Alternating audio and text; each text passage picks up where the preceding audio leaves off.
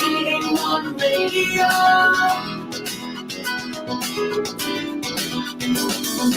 V81 Radio. V81 Radio.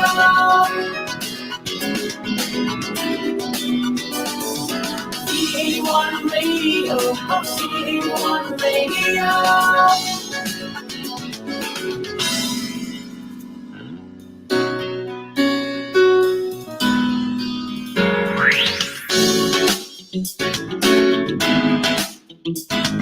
Basta all hits, all Pinoy.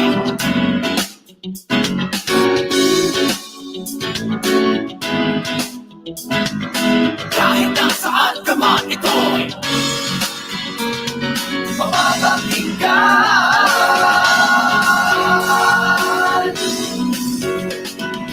V81 Radio, V81 Radio.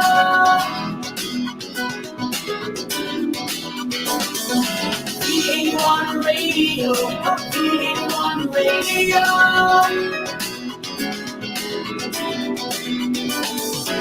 V81 Radio, V81 Radio.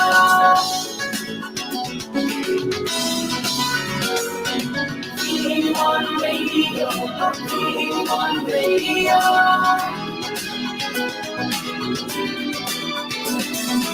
V81 Radio, V81 Radio.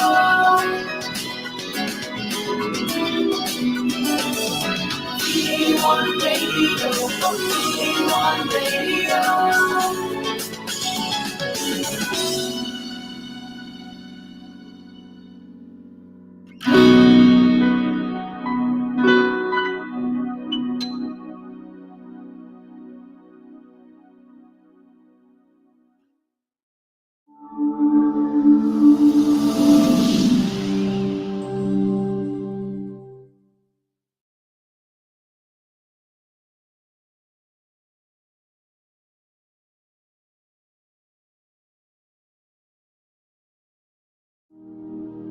Our Almighty God, Creator of heaven and earth, Father and lover of our soul, you sit on your throne of mercy and rule with your love and faithfulness.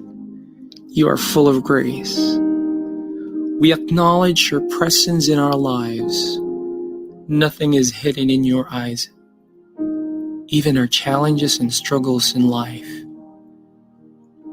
We come to you with faith. We ask not only for our daily spiritual bread, but to seek your forgiveness and undeserving favor to heal our land, our family members, our friends and neighbors, even our enemies with COVID-19 and other diseases. Holy Spirit, help us to deepen our faith and see the opportunity to believe, obey, and worship. As we face this pandemic, you are Lord and God. Encourage us and change our hearts, not to fear, but to be full of hope and find ourselves praying and meditating your word. We believe no works of the enemy prosper to your children. Abba, Father, we believe that your Son Jesus Christ is Lord and Savior. He is the truth and our salvation. Hear our prayers, O Lord, and most of all, not our will, but thy will be done. We pray this in Jesus' name, the name above all names, who was and is to come. Amen.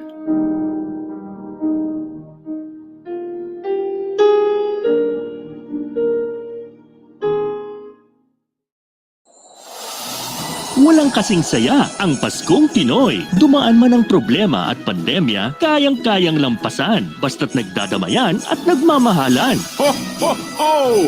Merry Christmas! Tuloy na tuloy pa rin ang Pasko dito sa V81 Radio, South Manila. Ito ang paborito ng bawat Pilipino. Basta all hits, all Pinoy, panalo. Merong kwentong ang iyakan at tawanan. Kahit nasaan ka man, ito'y mapapakinggan.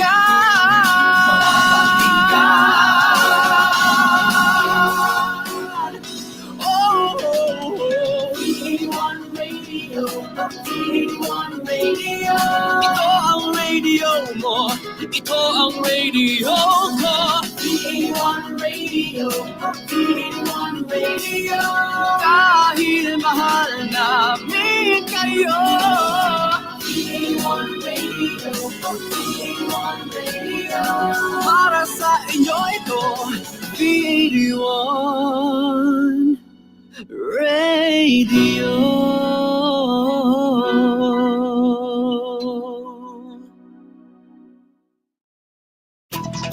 The views and opinions expressed in the following program are those of the program anchors and producers and do not necessarily reflect the policies and position of this station. Discover the best-kept secrets in metaphysics, law of attraction, science, and spirituality, and listen to practical mystics from around the world. Let's open Pandora's box with Reverend Reg Tan, your metaphysical minister, here in Practical Magic, your practical mystic source, only here on V81 Radio, South Manila.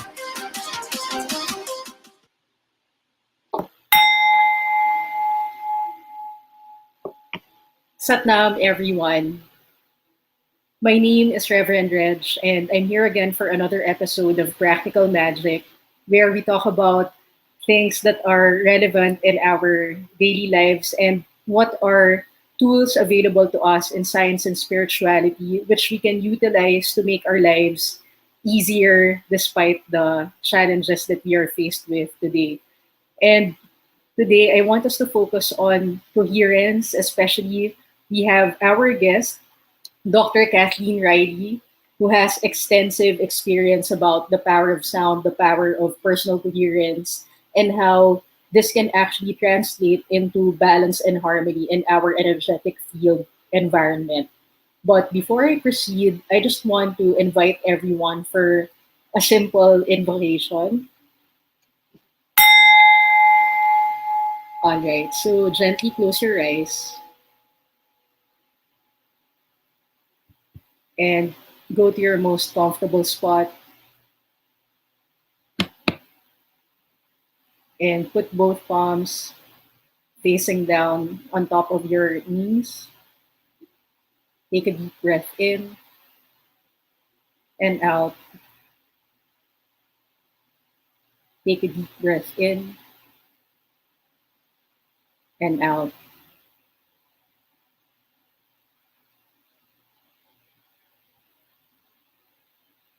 Another one, please. Take a deep breath in and out. And feel that inner smile from your heart. Rub both palms vigorously and use the right palm to touch the heart while your left palm is facing up.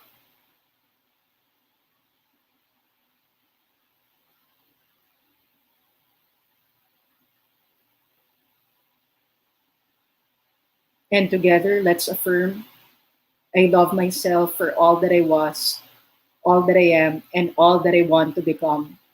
I am worthy because God made me so.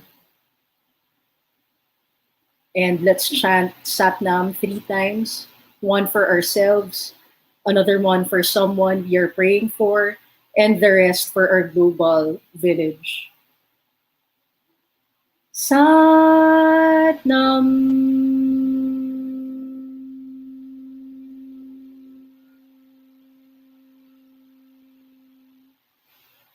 Satnam.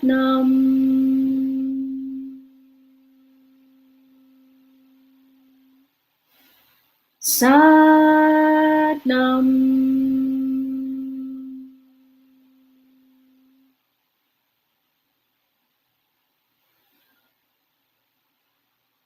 Take another deep breath.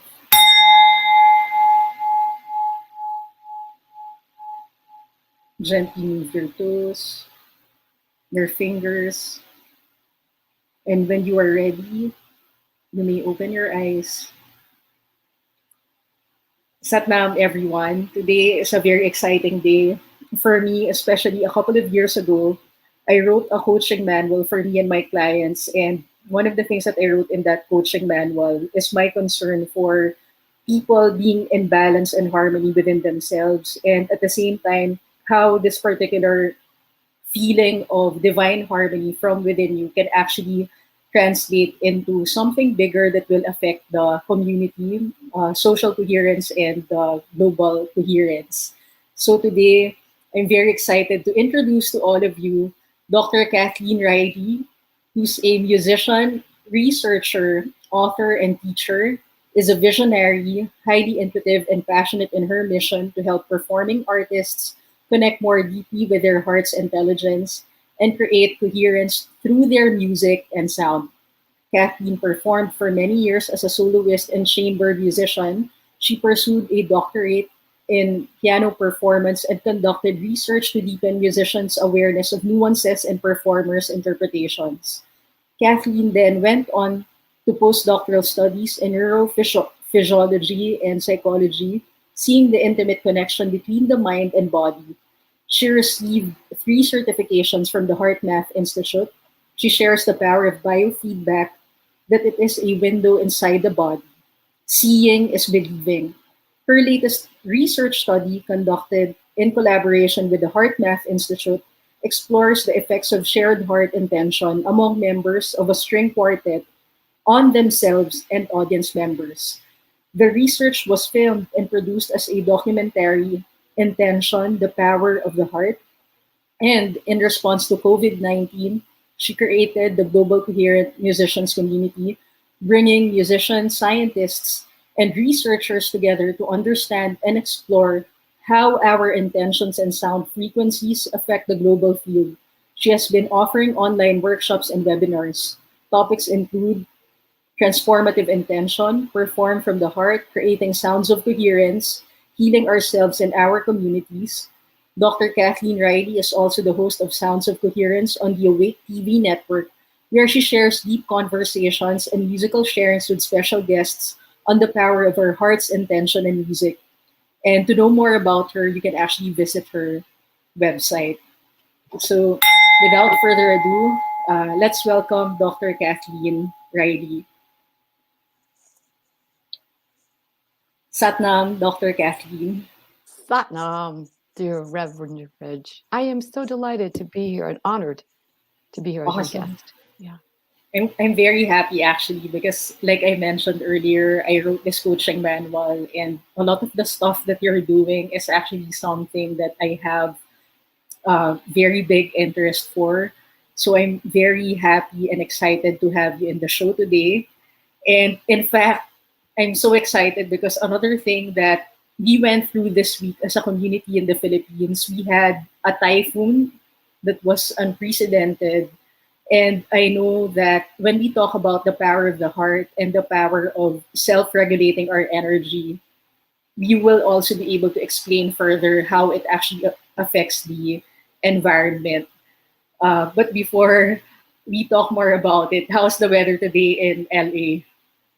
You know, actually, I'm in Northern California, but it is happily cold.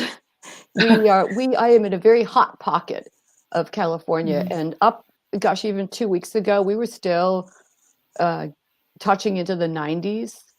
And so, you know, when we're having these days in the mid 50s and 60s, it's quite delightful. And we do have mountains around us, so the evenings are, you know, they're in the 30s. We've had a little bit of rain finally. We've been so Awesome. dry since April. So Wow. first rain to fall was 2 days ago. And we here do a happy dance when we get rain, Awesome. unlike other parts of the world that do the happy dance when there's sun. Yeah, that's fantastic because, you know, recently we had an abundance of rain and winds blowing in our direction. So it was something that we didn't expect. So if it was more balanced and harmonious, we could have actually distributed energetically some of it in your area. So that would have balanced the whole thing. Anyway, Dr. Kathleen, you have such an amazing list of accomplishments. And one thing that's very interesting about you is that you have this specialization on the piano, and at the same time, you have three certifications in heart math. So, was this something that you were always passionate about growing up, about studying the piano, and at the same time, learning about the heart? Well, I began piano. I think piano's just been inside of me forever. I think I just grew up kind of having this yearning for music, and we had a piano in the house. Hmm. And when I was in my about 3.5, 4 years old, I remember going over to the piano and just touching the keys and being curious. And my mom played, and she noticed, and she just very gently started teaching me. And my aunt, who would come to visit, would also sit with me on a Sunday. And so by the age of 7, I was already reading, playing, memorizing music. But the beauty of it was taught with love. And I Wow. don't remember like there was no strict, oh, you have to do this, that, in a teacherly way. It was Yeah. loving. And then I did go for formal instructions. And I fast forward to senior year of high school, and I was a very good student. Wow. And when I imagined going off to school, I said, well, I can't go away without piano. Yeah. So at that point, I decided I would major in music, and Fantastic. still wanted to learn more. I know for a great deal of my life, probably actually since high school and college, I've known there's a deeper purpose for music, Yeah. and that there was a way that this was basically a first language that we all communicate through. But it wasn't until I got older that I began to have the wording and the way to describe this.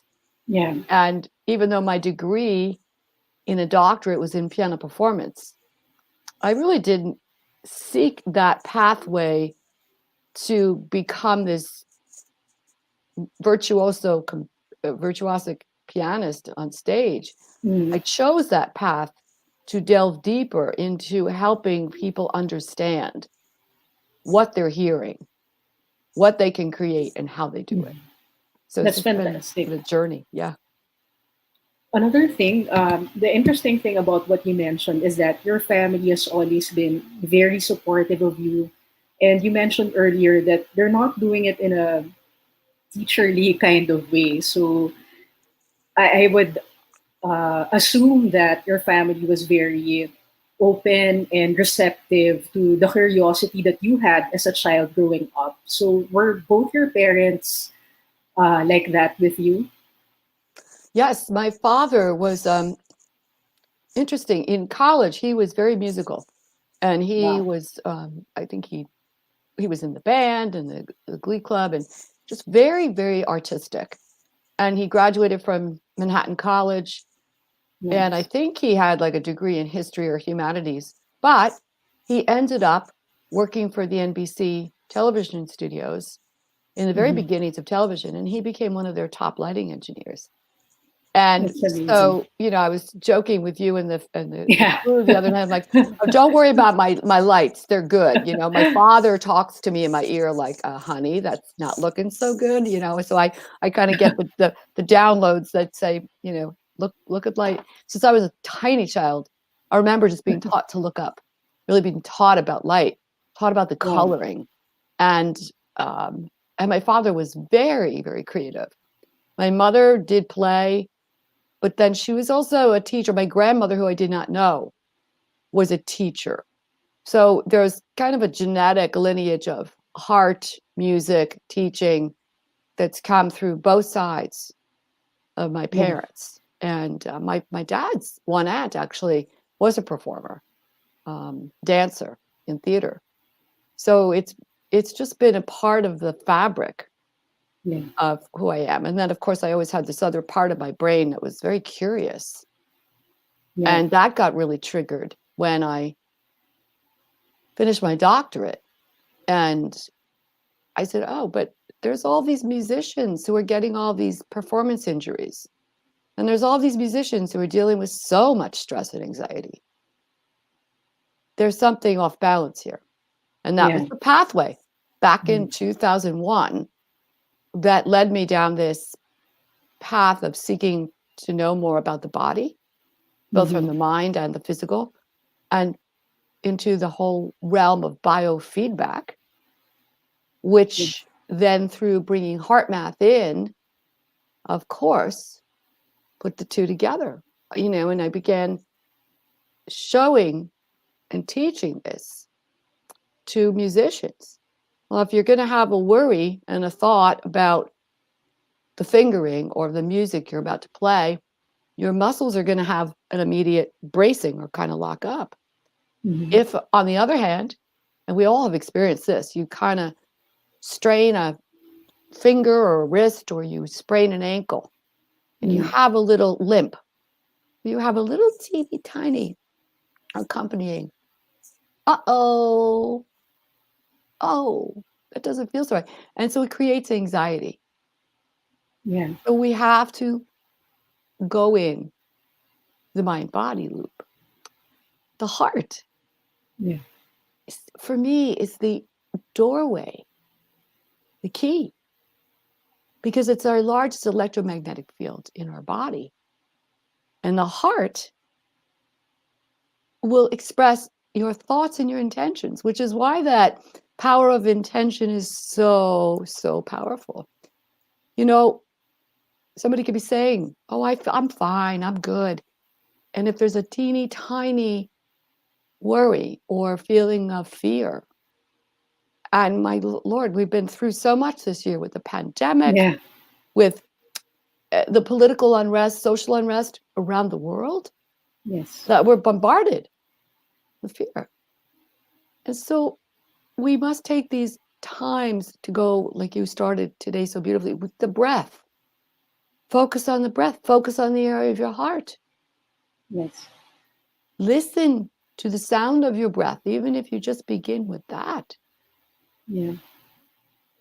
And then take a few moments. Call to mind one thing, you're appreciative of, you're thankful for. Start from that place. You focus on it. And it quiets the chatter brain. And when we quiet, we quiet that chatter brain, we can actually listen to our higher brain, to our higher selves, our higher heart space, which does connect to the global field. Everything is frequency. Everything is intentionally created. Einstein said this. It's not new. Thank you so much. That's really beautiful. And in fact, before we had this interview, my friend and I were also having this conversation earlier in her show, Awakened Soul. And we were talking about the power of gratitude and how it actually helps a person lift their consciousness above the level of the challenge, whatever that may be. And I like how you mentioned that it actually quiets the chatter brain.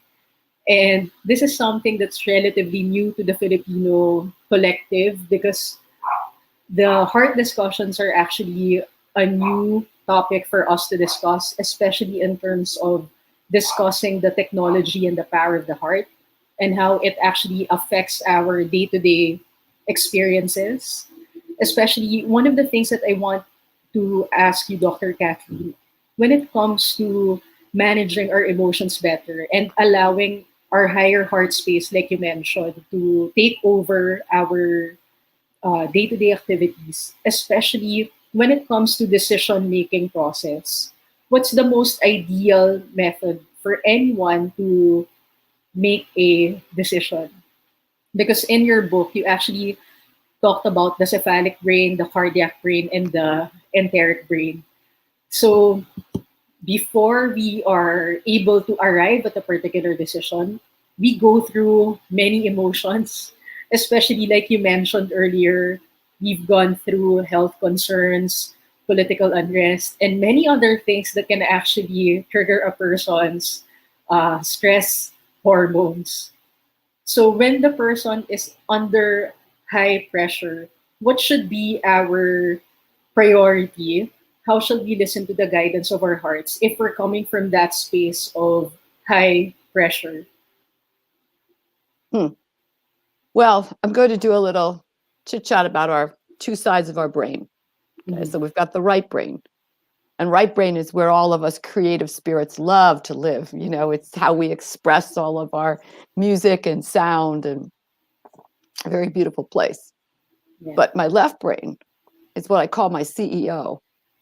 You know, it's the business, the sense. He's going to make sense. He's going to say, "Come on now, we can do this. Let's go." And sometimes I'll actually call on I'll just say, "Okay, come on, CEO.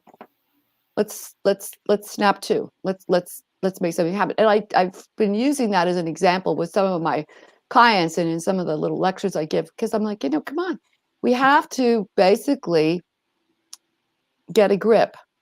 Yeah. And remember, whenever if you were a little child or you have little children and they're sort of antsy and you're in a store and you're trying to do something and they're really acting up, Yeah. and sometimes the mom or the grandma will just go, "Enough," kind of pull down on the arm, "Enough."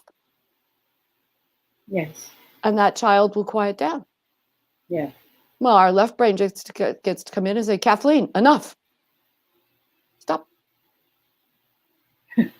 Because the heart is going to respond to the signals we're thinking.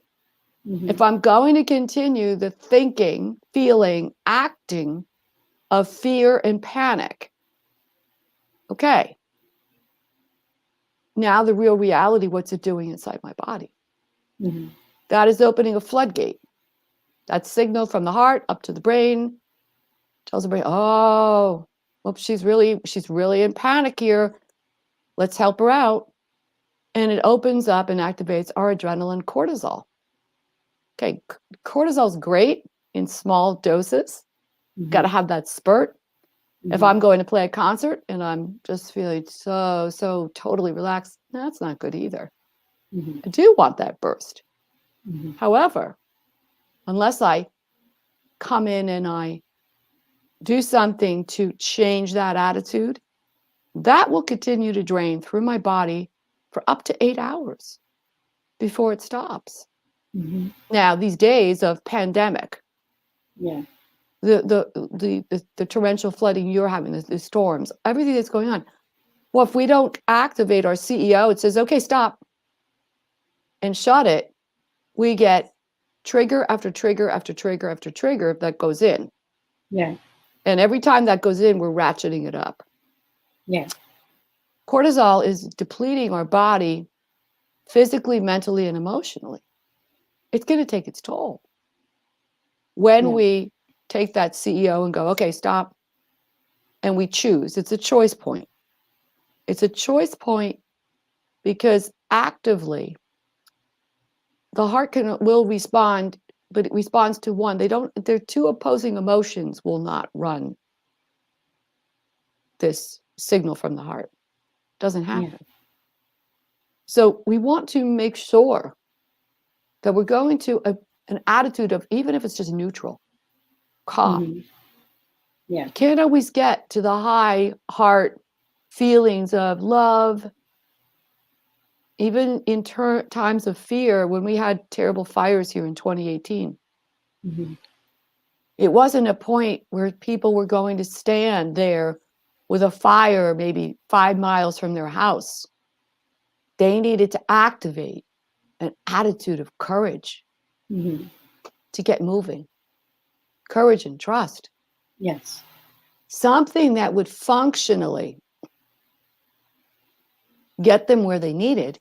But Yeah. in taking that courage and trust, I was able to help people understand, okay, you take that "I got this" attitude, I can do this. Yeah. And you've now begun to shift from that when we are in stress, we often have what they call the fight or flight. Yeah. Get out, get out. But people also experience faint freeze, and they can almost be paralyzed with fear. Yeah. So I want somebody Actually, to get out. Yeah. I wanted to have a follow-up question about what you mentioned earlier.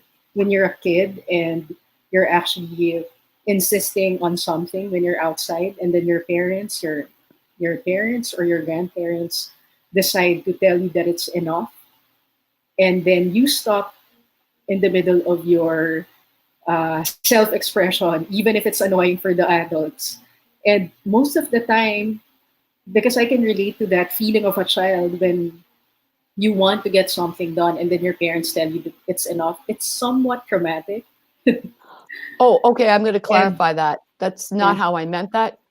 So Mhm, my mother would be in a line at a grocery store, and mhm, I'd just be cranky. I'd be having a little bit of a fit.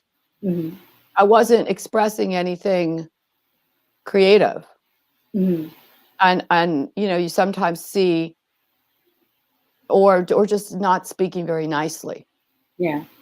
And it was not that kind of feeling. I wasn't saying like it's a hindrance. Mhm. An example of me saying enough to myself Yeah. is Also, it's a when, self-talk thing. but even I'm using that example because when I say that to musicians, Mhm. they get it. Yeah. Like you want to say to somebody, stop, enough. Even if it's somebody else who's in fear, come on, stop, you got this. So it's not a shutdown of Mhm, someone's creative expression. For that, we need compassion and latitude mhm, to listen. This is decide in yourself. Are you going to let yourself continue that way? mhm, I'll give a great example of a patient I had at the Cleveland Clinic when I was living in Cleveland. It was a woman who had been brought in for chronic back pain. And then I found out the story of when this occurred, and it was all stress related. And she had been told by a fellow doctor the day before the weekend that, oh, by the way, he was going to a conference the next week. And for 2 days of that week, she was going to take 50% of his patient load. This was a young mother, married, mhm. no Yes. warning for this. And she erupted in anger silently, Mhm, silently. So at that very moment, her back went out. We fast forward a few months and she's decided she's going to leave the practice. She comes in a week's vacation. She comes into mhm, the office with her coffee cup in her hand, big smile on her face. And she's going to, have a wonderful day after our session. She sits down and she starts telling me how happy and grateful she is. So I started the heart math session, and on the screen now I could see the signals from her heart rate variability, and I had the screen turned from her. And this went on for 3.5 minutes. And at one point during it, I reminded her, oh, let's focus back to the heart. Put your hand on your heart, focus your intention. And she goes, oh, yes, yes. I'm just so grateful. And I stopped the test and I turned the screen around. mhm. And I said, you're sharing one thought with me, and your heart rate variability is giving me a different conversation. So what's up? She took a look at that screen. She took a deep breath. She went, yeah, all right. That's basically right.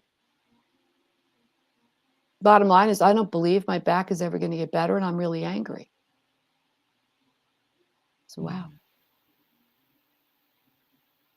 So at that point, you realizing that her heart is not in sync with what she was saying. Oh, yeah, it was a What? very erratic signal that would be incoherent Yeah. pattern. Yeah. Yeah, yeah. Given that situation, because most of us actually get into that space where we're wanting to demonstrate something intentionally, but the current situation is that your body is not in alignment with that particular intention. So Her body was reacting to her subconscious thought. Mm-hmm. As long as you have, it could be 10% Mm-hmm. of a belief Mm-hmm. in your being.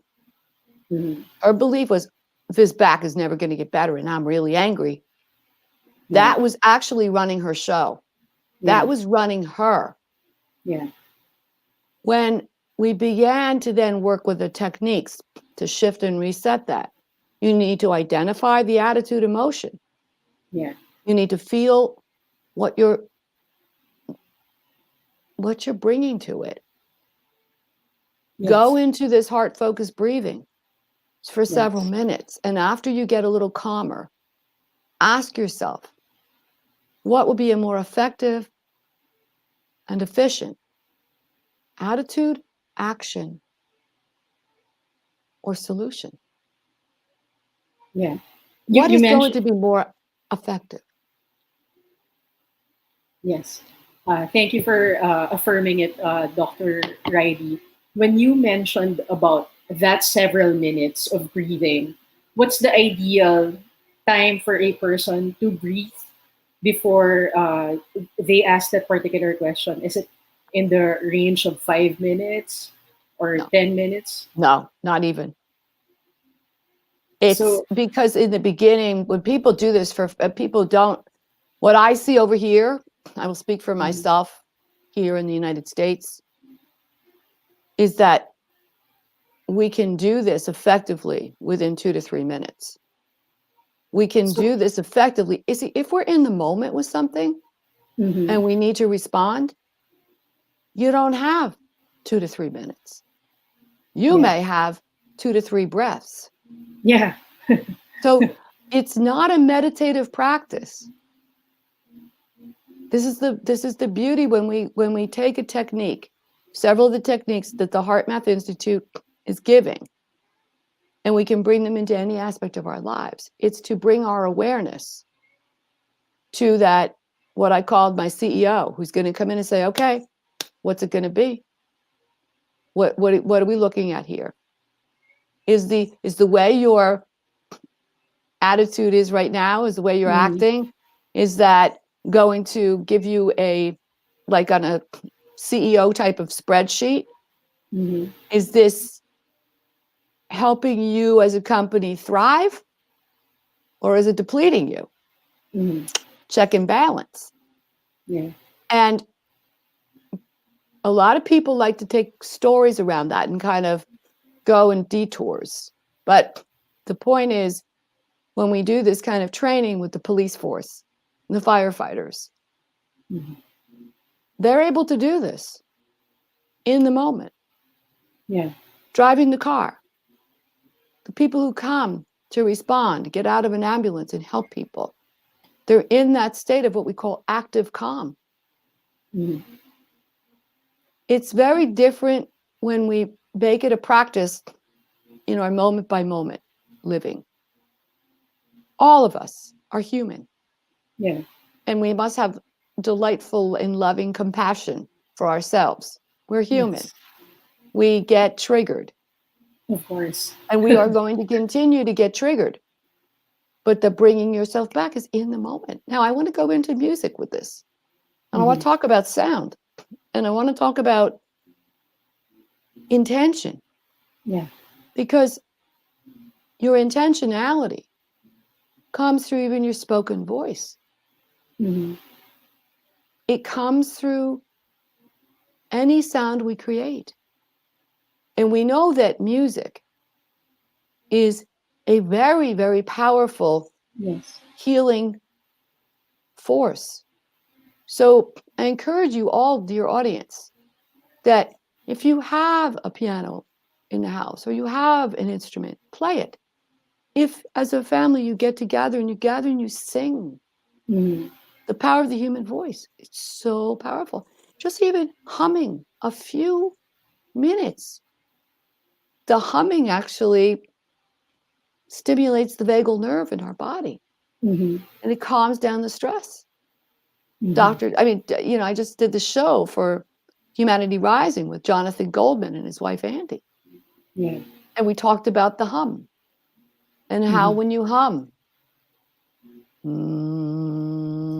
sound, whatever sounds you make, will be the Yes. one that is needed, the frequency that is needed within your body at that moment. Wow.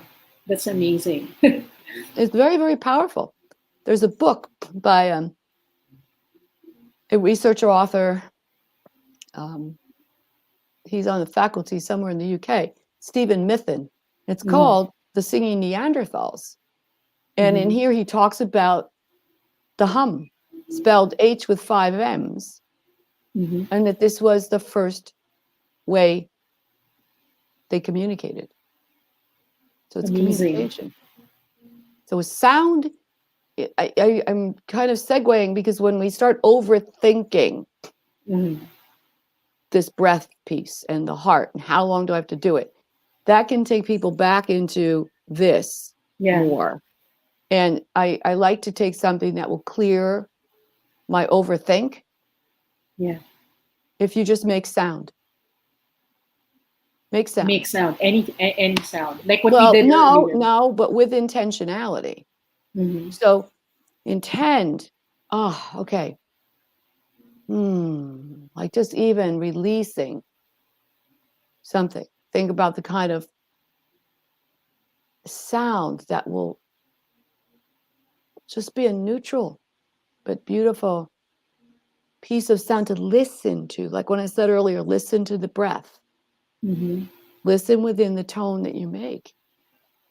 When we were talking about gratitude before, in my little documentary with my string quartet, the first violinist spoke afterwards when interviewed. And he suffered from performance anxiety. And he says, my biggest takeaway from this whole experience has been gratitude. Because when I have gratitude for being able to play my instrument, for having an opportunity to perform and to share my music with others, what is there to be nervous about? That's a choice point. And it just takes awareness. Where's your silver lining? There's many silver linings within the pandemic. If we just but look and notice. And even these opportunities, Reverend, to be together and share. I'm actually here more on the listening end because I'm so excited about the things that you're sharing. And earlier, I want to ask Dr. Kathleen, because prior to us having this conversation, we started with the breath and then the chanting. For me, I really love that mantra, Satnam.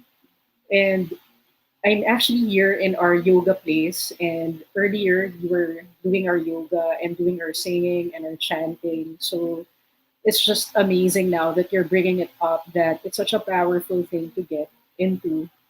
So any sound that you mentioned, if I understood what you said correctly, so any form of hum that's going to hum out of my own voice, even in the middle of a stressful situation, that's the sound that my body needs in the moment. Did I get that right? Well, we have to be sure we're setting it up with intention. So I got to be careful with the way that was said. All right. So because it's be careful with that, because you just said, any sound I make. All right. So careful, because that could be coming from a reaction. That can come as what? As a reaction to something. All right. So earlier when we were chanting the Satnam 3 times and we were intending the first mantra dedicated to ourselves, and then the next one for someone we are praying for, and the third one for our global village. Is it something that is in alignment with what you're saying, or is there something that we need to tweak in there? I'm not here to teach a specific technique. I want everybody to understand what's behind it. And everyone finds their practice, if you will. It's just becoming aware that we want to shut off any reactive responses. And we want to be able to respond from that higher heart and from our higher cortical thinking brain, which is going to bring me into that feeling of courage, trust, activating what I need to move in a coherent field. The word coherence in the heart math definition is when our heart, mind, and emotions are aligned and in sync.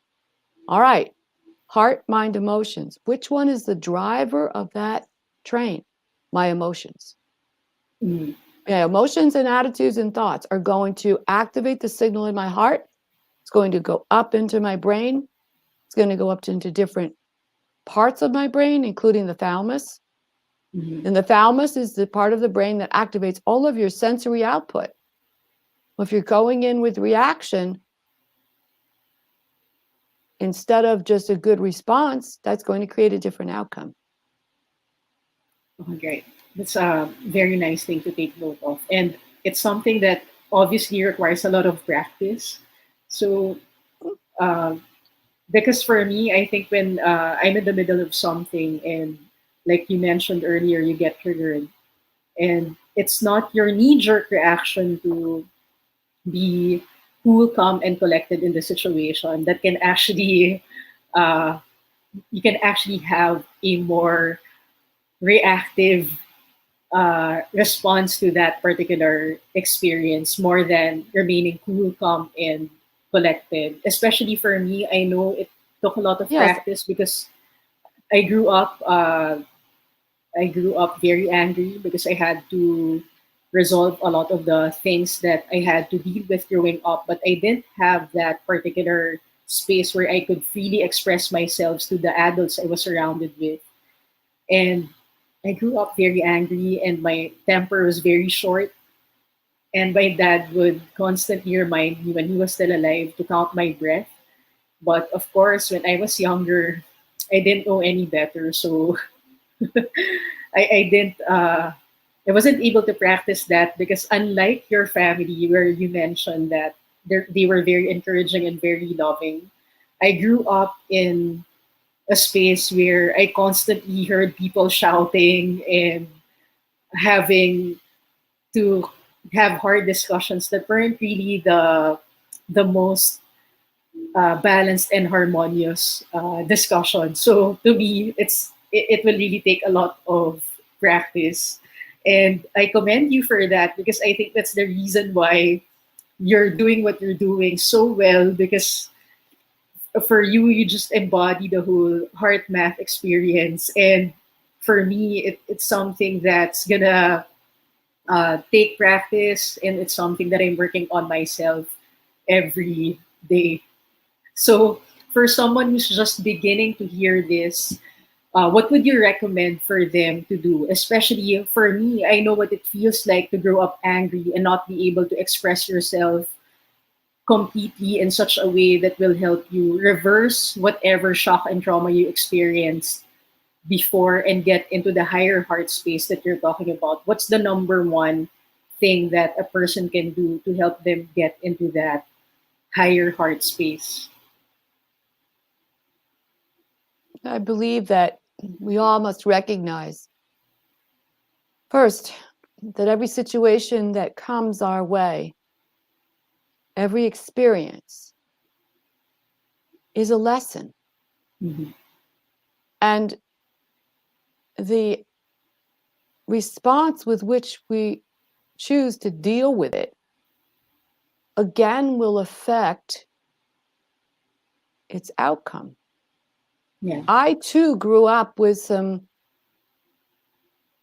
things that were traumatic Mhm. in very different ways, and not time or place to go into it through the show. Mhm. But I mean, I was chubby as a child. I was poked fun of. I was taunted. Um, there were a lot of things that my father had a very, very, very long illness that was unknown at that time. It was neurological. Mhm. And my mother and I were kind of managed it alone because no one else was there for us. Mhm. I saw it as an opportunity for me to learn. about humans. And I chose not to be angry with everyone. Yeah. I chose to heal and learn through the pain. Yeah. We all have that opportunity, and to change the narrative of it. Yeah. And to say, yeah, I was given this, boy. And if you had the opportunity to listen to last week's show on Sounds of Coherence with Fred Johnson, beautiful story. He was a ward of the state in all of his young years, going from orphanage to orphanage. And here is a man who just embodies love and has chosen that. So there are many, many, many people who grow up in very rough situations, many of us, okay? But we either take it as a mountain we have to climb, so it's hard. So our attitude going into it is, this is hard. Everything becomes practice. Yeah. Everything is practice. I couldn't have gotten to the level I did as a pianist without practice. Yeah. But I didn't see the practice as hard. I saw it as a journey. We're all on journeys, Reverend Reg. All of us are on journeys. Yes. And the purpose of being on a journey is not to look at when is it going to end. Yeah. And to be in it on it's moment by moment. Yes. And to not be impatient with ourselves, and to love ourselves, and to always remember to have that love and compassion. Yes. Thank you for talking about patience, because I realized that in my own personal transformation, although there are things that I have actually overcome in terms of tolerating or letting go, because I'm already in that space where I made peace with certain situations in my life. And I realized that there's always another level of surrender. You think you're very patient already, and then there's a new learning opportunity, a growth opportunity, and then it requires you to surrender the situation a different way. And even the concept of, because this one reminds me of what Dr. Cindy Palos, one of my teachers in University of Metaphysics, was saying. You get into that space where, let's say you're praying for something, and you're in the middle of something that can be chaotic, and it can be very intimidating. But because you're trying to raise your consciousness above the level of the limitation, whatever that may be, you want to feel your inner peace, your coherence, whatever that may be for you. But there's also another level of letting go, of having to control the situation, which I think a lot of us at different stages in our lives, we're constantly being challenged to release it a new way. So, am I getting it right that you're letting go of control of the situation so that you can be more coherent about whatever is taking place in your life at the moment? Well, it's very important to be cognizant and mindful of what are we trying to control, and if it's too much from our ego, we're going to impede where we're to be going. Now, mind you, I have a few years on you, so I've been at this for a long time. We all go through different stages in our lives. And a dear friend of mine said many years ago something that I hold in my heart as a mantra. She said, everything in life has an appointment, and it's always on time. Yes. Fantastic. And when something doesn't happen or come when I think it should, I take a deep breath and acknowledge it wasn't my appointment. Andre, thank you for sharing that, Dr. Kathleen, because prior to us having this discussion, I was interviewed earlier by a friend of mine in her show, and one of the things that she asked me about a particular situation, because from our end in the metaphysical community, we talk about affirming or intending the most benevolent outcome for you and everyone concerned in the situation. But we also advise everyone that, before you actually let go and let God or higher consciousness take over whatever seeming difficulty you're experiencing at the moment, you first have to exhaust all possible things that you have to do from your end before you let it go. Are we on the same line of thinking about this matter? Oh, yes, we all have to dig deep Mm-hmm. in acknowledging things Yes. and understanding. Journaling is very important. I encourage everybody to write, to Mm-hmm. journal, and even have a conversation Yes. with a part of yourself. Yes. Have a conversation as you, I'll just give examples, Mm-hmm. with your resistance to something, Mm-hmm. or Yeah. with whatever it is. Just have, what's up? Why are you so resistant or something? And just do it in a journaling way. And it's interesting when you take that kind of approach Mm-hmm. and you just let the pen go to paper, Yeah. then read it, Yes. and then read it aloud. That's amazing. Read it aloud. Aloud. It is powerful Mm-hmm. to give yourself those moments of breath, Mm-hmm. conscious breath. Breath work. I've worked with a couple of people who do breath work with Mm-hmm. lying on the floor and really feeling it. And allow yourselves, if there's emotions that come up, allow them to come up, Mm-hmm. but allow them to clear. And we humans have sometimes a tendency Mm-hmm. to want to keep playing the same tape. Yeah. We say, play the same tape, play it over again, Sam, over here, and we don't want to do that, because Mm-hmm. that mind loop will put a detour or a roadblock to our moving forward and clearing it. Yeah. Thank you for sharing that, Dr. Kathleen, because one of the things that I learned from my teachers a couple of years ago, when it comes to handling disappointment, grief, frustration, or moving past something that's really shocking to you, he was saying, allow yourself 72 hours of fully grieving and mourning for that experience. And he was saying, okay, after 72 hours, you should move past it and move beyond that thinking and feeling paradigm. What can you say about that suggestion? Well, I think for different individuals, it's different. Mm-hmm. Depends on the situation. And Mm-hmm. there are times when somebody will do something and it will be one of those, oh, I can't believe it kind of things. And then it will be in the middle of a day. Mm-hmm. I'll just say, well, okay. Yeah. But that person was probably having a bad day or because that understanding of compassionate latitude Mm-hmm. to the other person, there could be reactive things going on. So that's one level. But if I take other things that have come, such as the passing or the death of a loved one, Yeah. or someone going through another kind of traumatic ending to a relationship, Yes. well, that takes a different kind of time process. I don't know that 72 hours would do it. Yeah.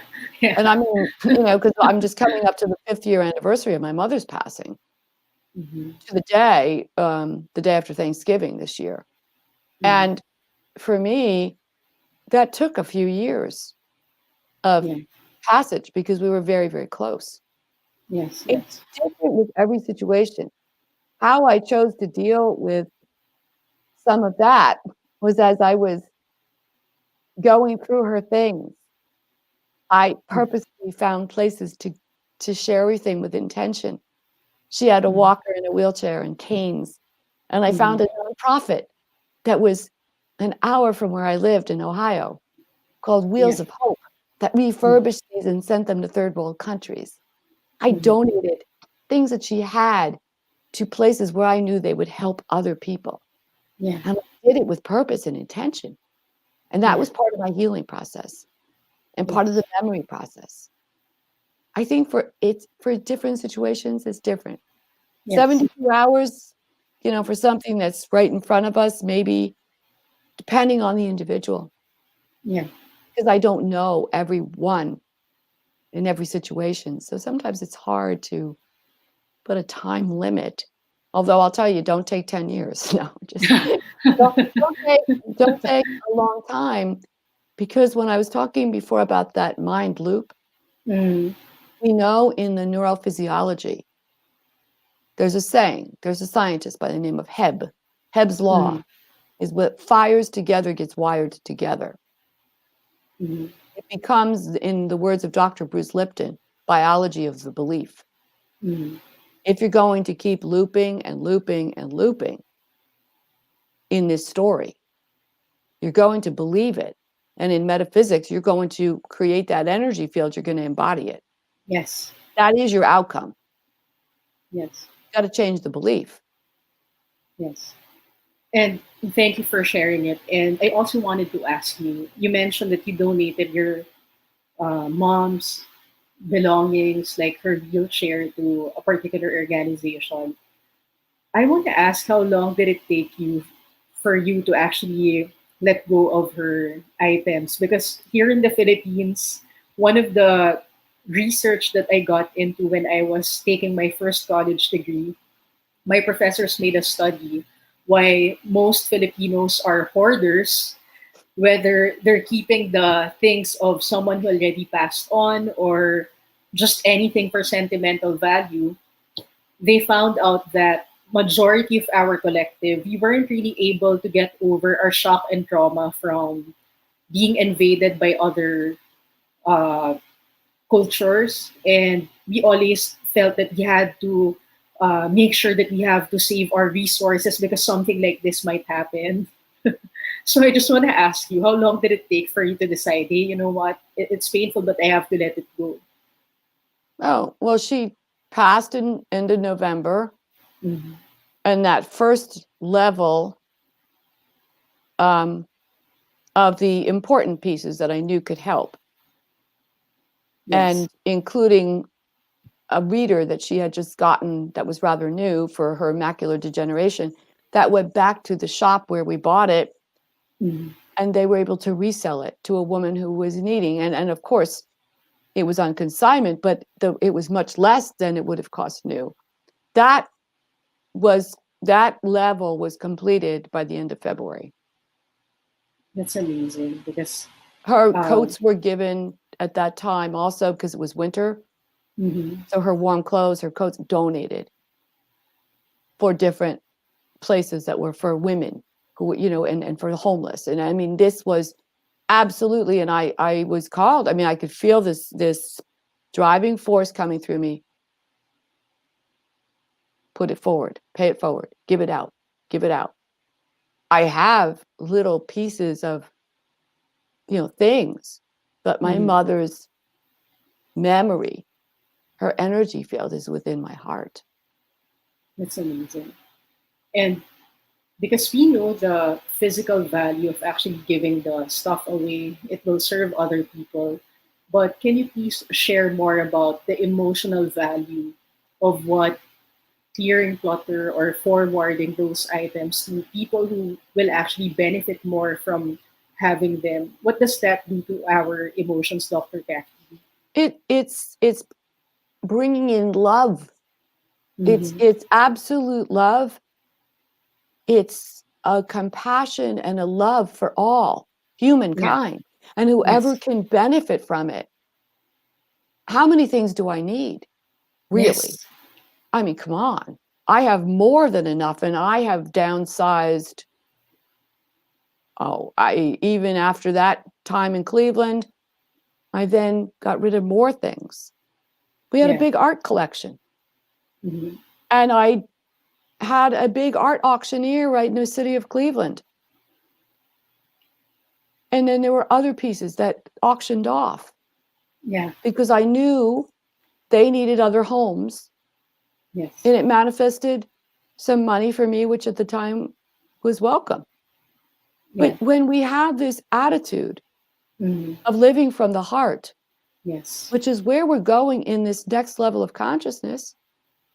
That whole idea of me, I have to keep Yes. begins to fade away, because all of a sudden it's like, no, we're all here to share. Mm-hmm. We will all have things. I have my bookshelves here, my piano in my living room, and so much beauty surrounding me where I live. Yes. But I don't need all that stuff. I remember when I went that morning early, 3 a.m., they called me for the Cleveland Clinic. And I went up, and she had expired. And the nurses said, well, do you want to sit in the room with her for a while? I said, no, she's not there. That's her body. She's not there. That's amazing because, here in the Philippines, a lot of us are still hanging on to so many things, not just the material things, but we're also, uh, those are the things that we're really crying about when, of course, it's something that we need to have a healthy grieving process. But when someone passes on in our culture, most people actually would wait for some time and would not be able to say what you just said, that she's not there. So it's She's something. here. She's here. She's in the field. I mean, and her essence comes and speaks to me. But when her essence of my mother, my essence of my dear father, Yeah, they're not showing up in their physical form to me. yeah. They're here. I always know when my father's around. Oh, yeah. Sometimes he comes in the car and we're going, like when I went shopping for a couple lights, when I started doing all these TV things, Mhm. they'd be like, no. I remember one day going to a lamp store, and I got back in the car and I heard this voice, oh, just get on Google and you'll find it. I mean, it's just like it'll come in as an intuition. And I'm like, okay, Dad, thanks. I got that one. And I can laugh about it, but Yeah. it's like a loving, energetic understanding. We're all one, and we've all experienced that thing when you're thinking of someone and the phone will ring, or somebody will send you an email or a message on Facebook. Yes. You're like, Yes. huh. And I think it's just a change in attitude. Hmm. There was the writer Wayne Dyer had a Hmm. beautiful saying. He says, when you change the way you look at things, the things you look at change. Well, that's Yes. what I just did. I changed the way I looked at it, and it Yeah. changed, and it brought joy, and it brought resilience, and it was like, oh, and I felt 100 pounds lighter. That's fantastic. Because, like what I mentioned to you earlier, when you're challenged and you're feeling limited, there's always another level of letting go Yeah. that's very new. Well, And and it's like continue to let it go, let it go, let it go. yeah. Yeah. And in fact, I'm reading about this conversation because last night I had an experience where it can actually get me out of balance. And then I was reminded of Dr. Ponder's statement, and I just affirmed it to myself. I keep my cool because I'm being disciplined for greater things. And I was just affirming that and affirming that because in the moment when you're triggered, I don't know if you feel it, but when I'm triggered, it's like something just went up my brain, and it can make me really anxious and angry or say things that I would regret later on. But now, after practicing meditation techniques, then I know that I'm able to catch myself when I'm about to fall from grace. And that's why I like what you're saying, where you mentioned earlier that it brought you joy, it brought you zillions. And can you please explain more about it to our audience? It's just that you have a choice. Hmm. Choice point at every moment. And it's as simple as saying that I can either be sad and depressed about this situation, or I can decide to say, well, but how can I make this better? And Yeah. then whenever we focus on helping other people instead of focusing on ourselves, we can actually shift Yes. into Yes, I coherence believe that. 100% quicker. And when I'm more focused on the syndrome of like after my mom, like, oh, poor me kind of thing, well, then I'm going to stay there. But if I focus on all the things I'm grateful for, Mm-hmm. and I would take myself out for the walks at the Cleveland parks, and I would sit and play the piano, or I would teach one of my courses at the Cleveland Institute of Music, I always had gratitude every single day. I went to the botanical gardens, or I went to the museum. You do Mm-hmm. something that you could be grateful for, even in the pandemic.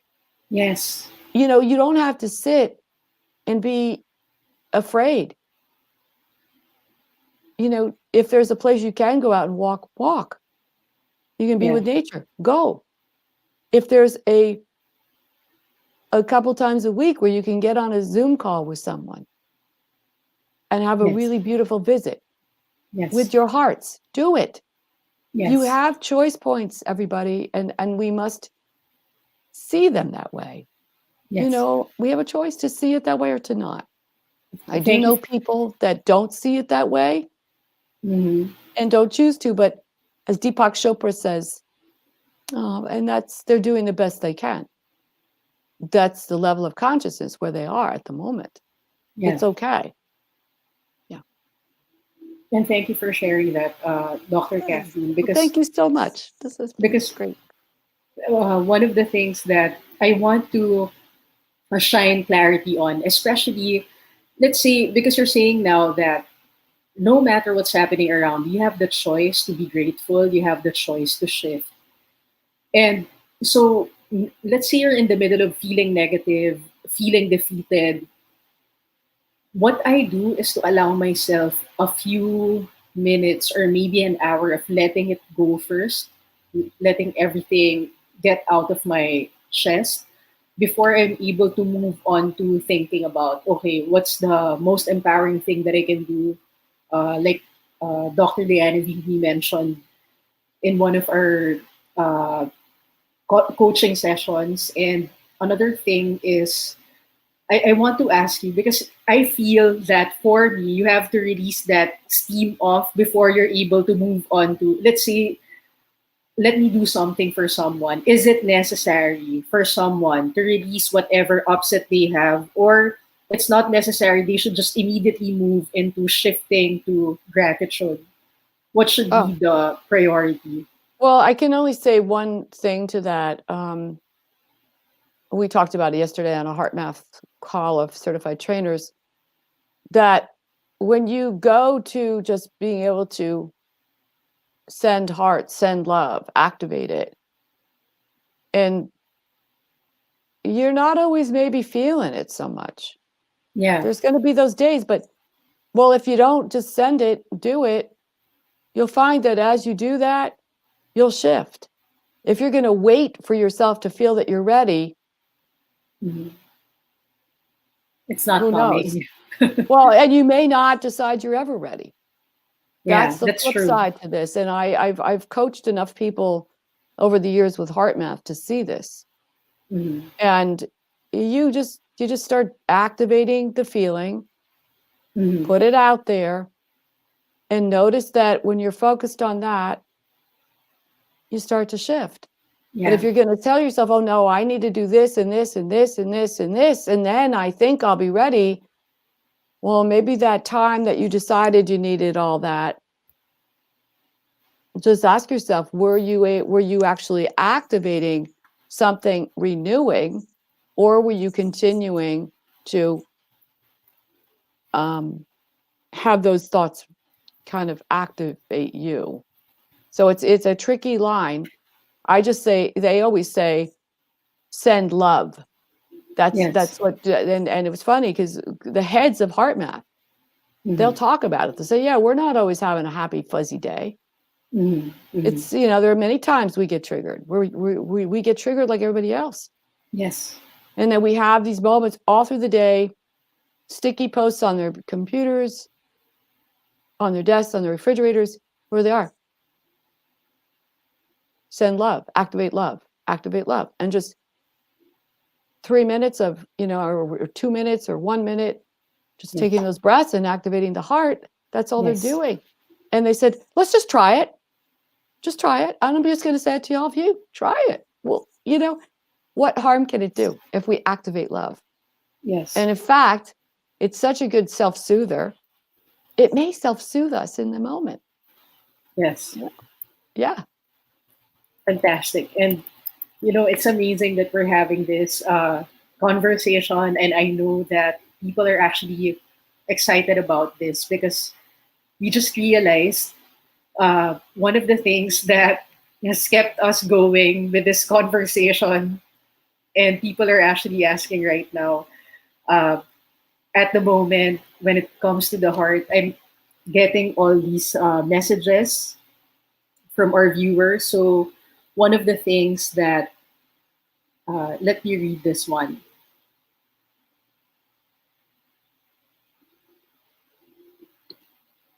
So you mentioned about the giving your mom's items, and this viewer was saying, I was crying about it because I felt it was something I had to hear and I had to remember at this point. I'm really grateful for that reminder.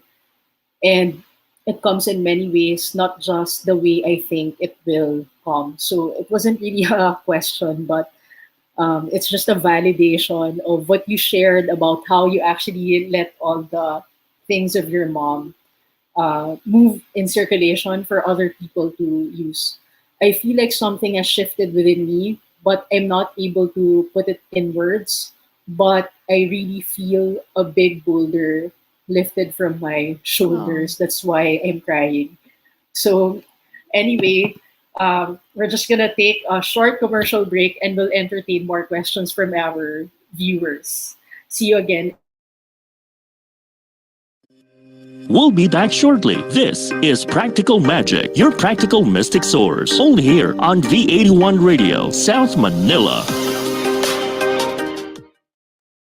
Connected ka na ba para laging updated sa mga bagong shows, promos, trending news, viral videos, events, o patok na OPM hits? Just follow us on Facebook at V81 Radio South Manila. Simple lang, itype lang ang letter V81 Radio South Manila. O di ba madali lang, kaya i-like at i-follow na. Are you ready to explore a new kind of music? Yung bang kakaiba na hindi mo pa napapakinggan, mga bagong artist? Nagugulat sa inyo sa kanilang awit at tugtugan.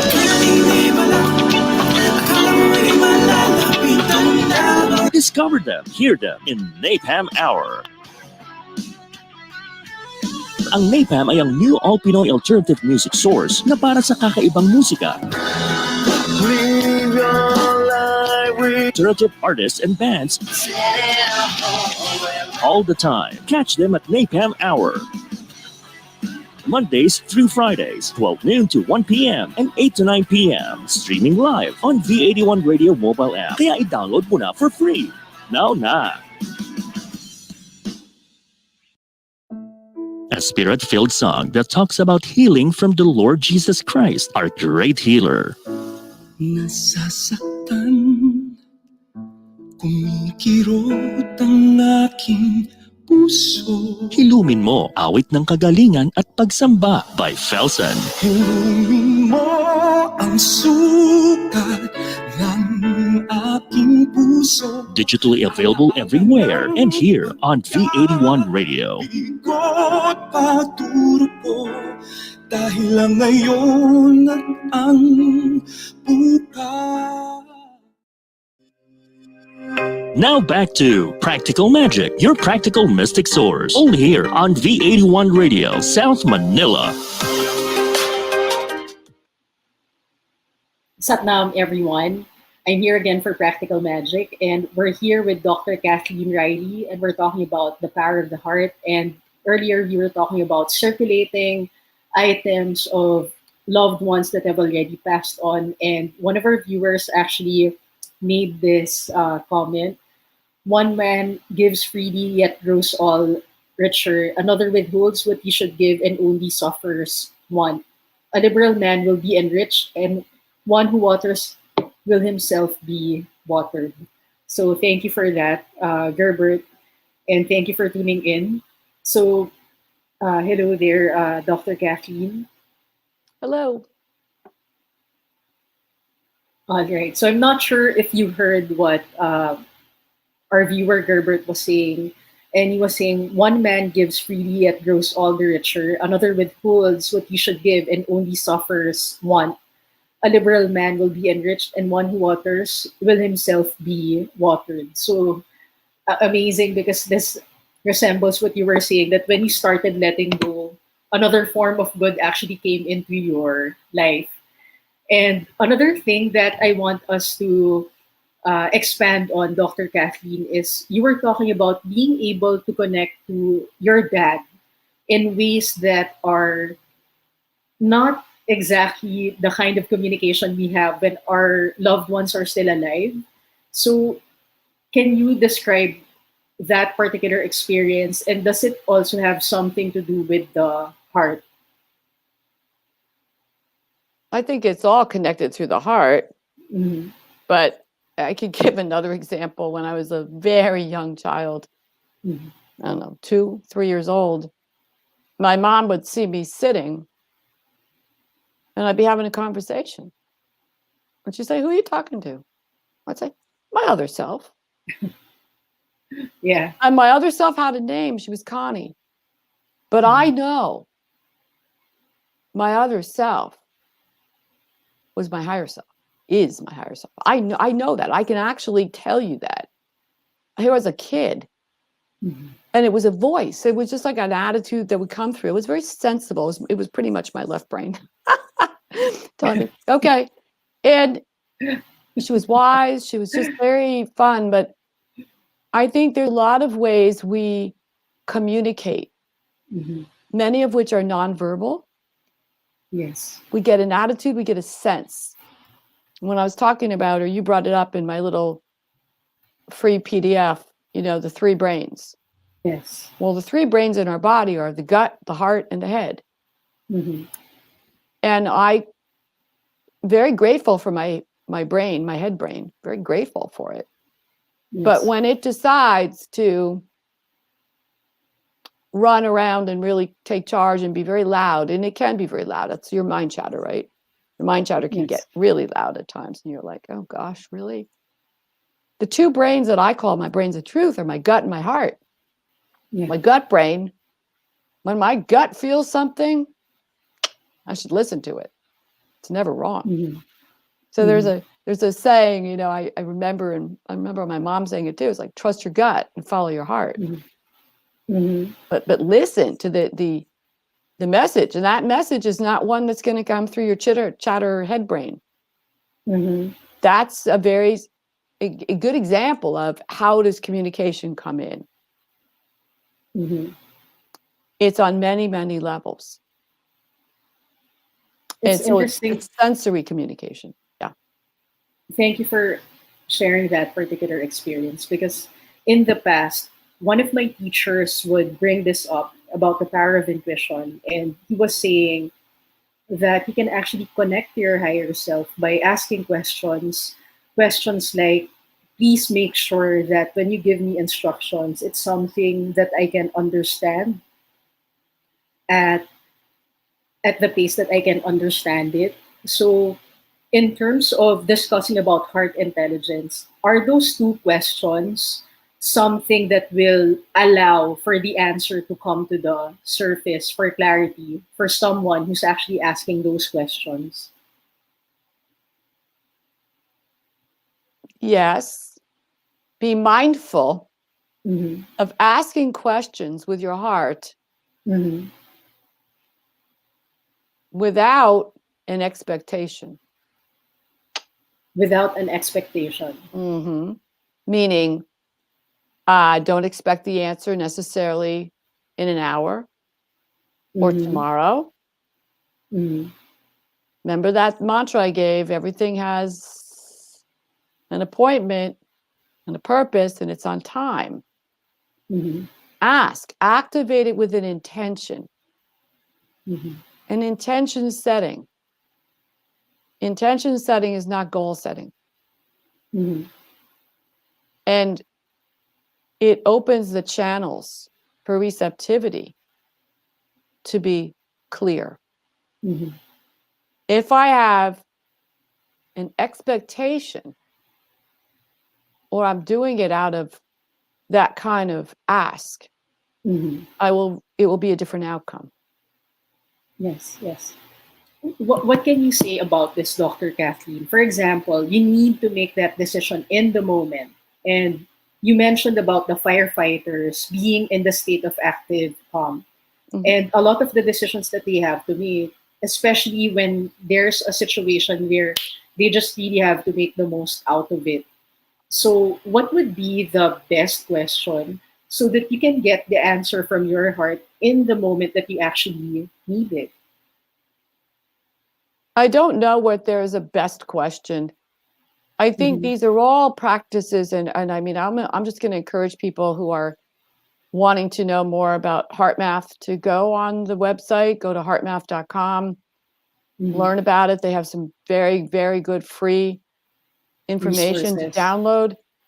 And I think Yes. that, you know, just the breathing, the activating a sense of calm, Mhm. a sense of ease. And Yes. when I activate a sense of calm and ease,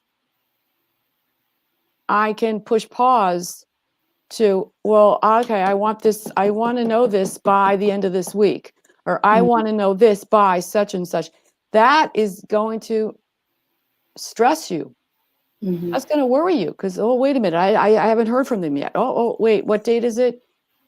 That's going to detour it. If I Mhm. ask, show me.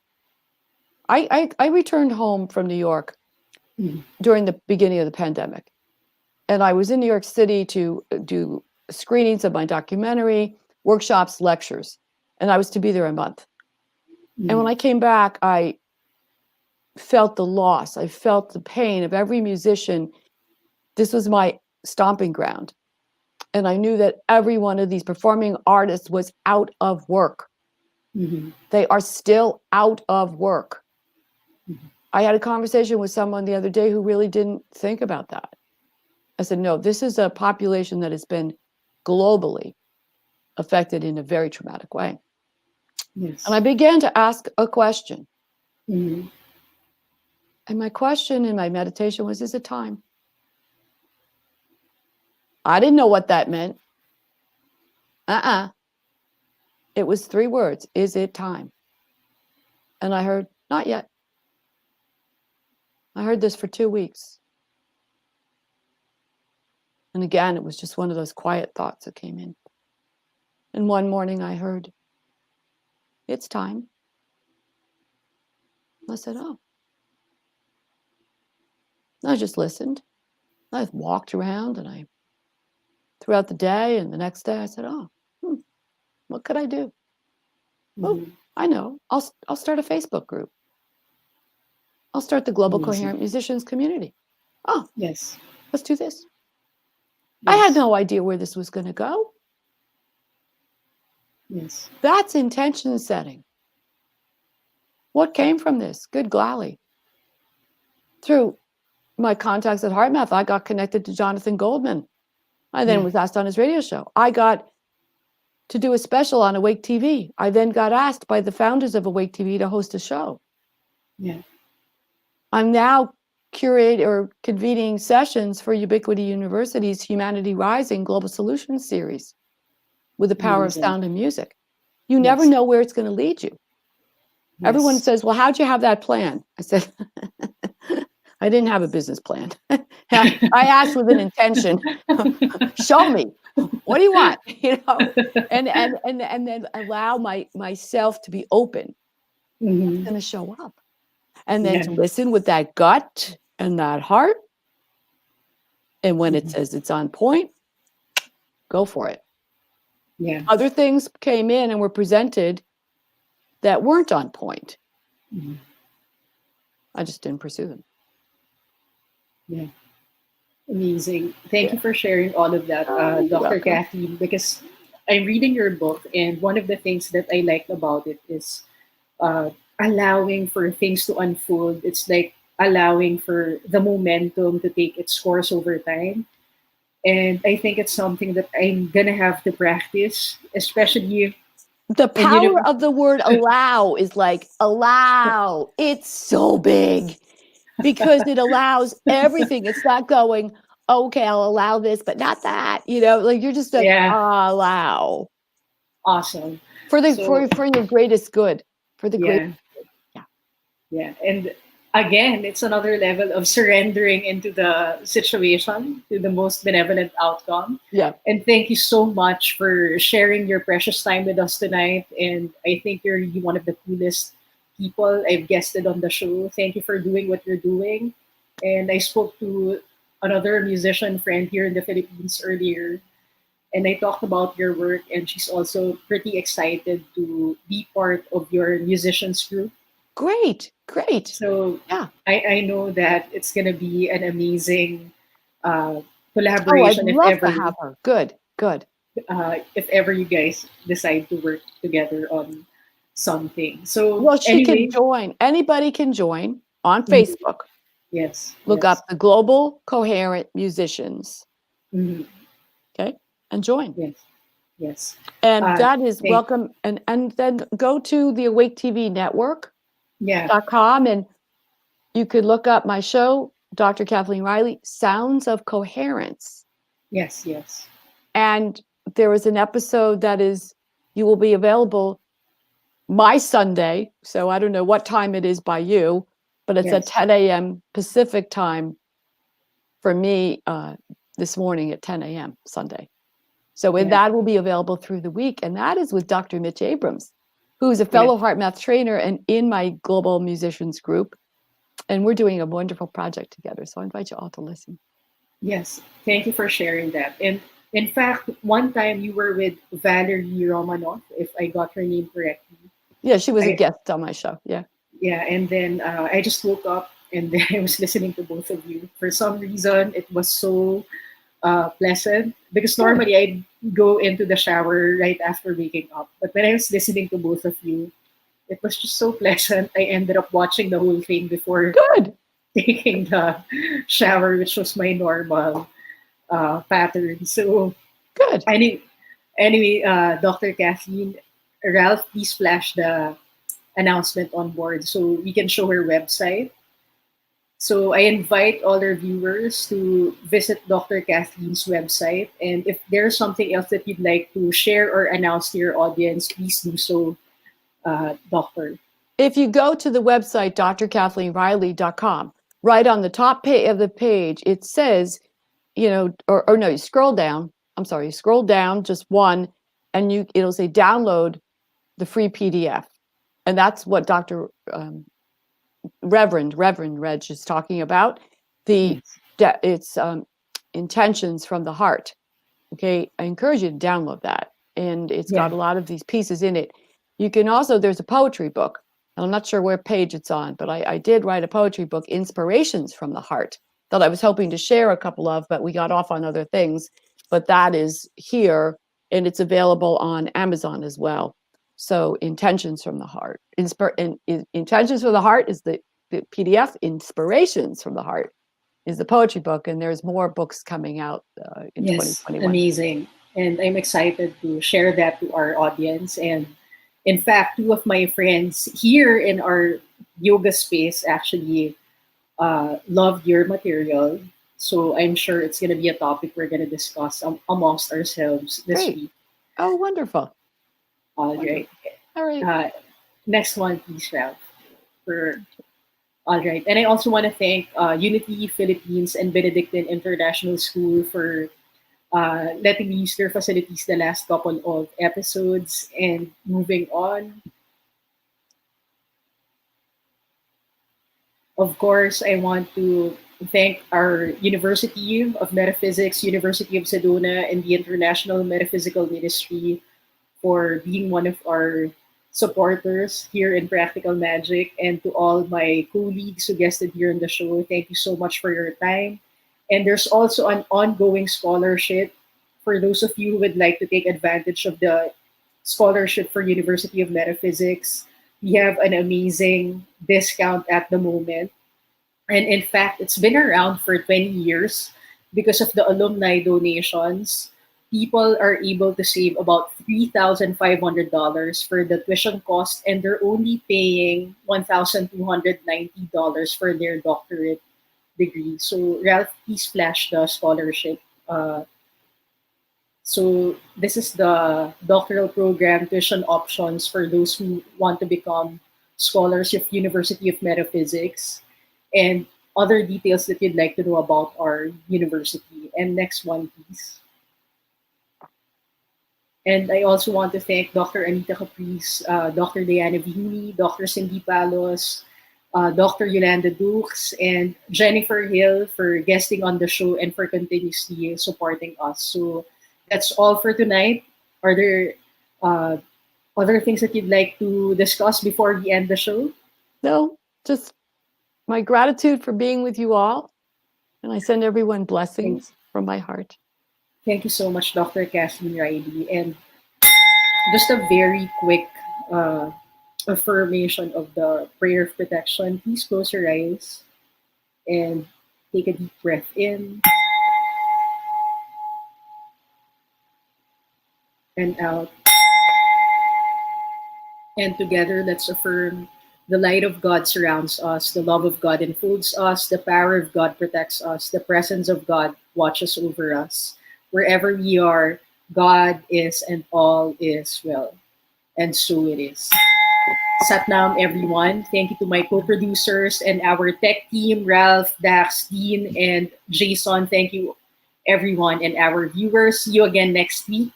And stay tuned. Remember, here in Practical Magic, you remind everyone you're actually the magic that you've been waiting for. Enjoy the rest of the week. Consistently delivering the very best in metaphysics. Here in Practical Magic, your practical mystic source. Till next time, only here on V81 Radio, South Manila.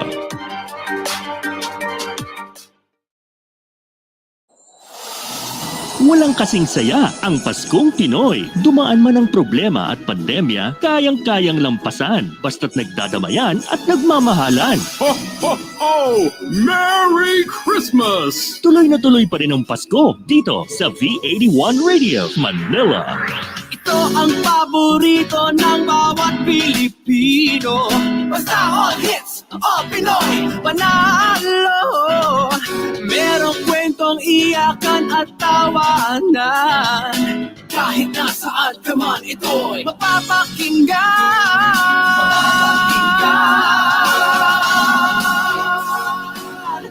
Oh, V81 Radio, V81 Radio. Ito ang radio mo, ito ang radio ko. V81 Radio, V81 Radio. Dahil mahal namin kayo. V81 Radio, V81 Radio. Para sa inyo ito, V81 Radio.